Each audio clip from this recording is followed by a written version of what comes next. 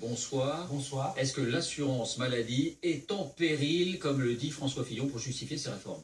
On ne peut pas vraiment dire ça. Regardez le déficit de l'assurance maladie.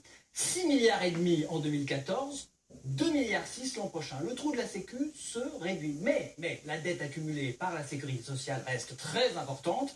162 milliards d'euros. Et avec le vieillissement de la population, les dépenses de santé ont tendance à augmenter. Quelle est la principale cause de ces déficits?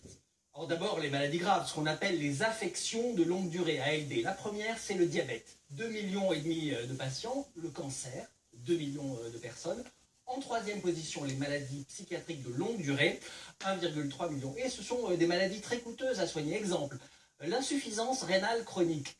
44 000 euros par an et par patient. Un traitement qui dure généralement toute la vie. Et toutes les affections de longue durée touchent en tout 10 millions de personnes. C'est un Français sur 6 pour un montant de 90 milliards d'euros. C'est la moitié des dépenses totales de santé. Et qu'en est-il des médicaments dont on parle si souvent?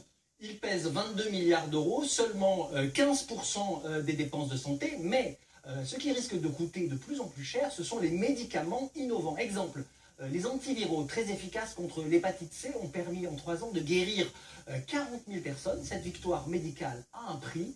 Chaque traitement a coûté 45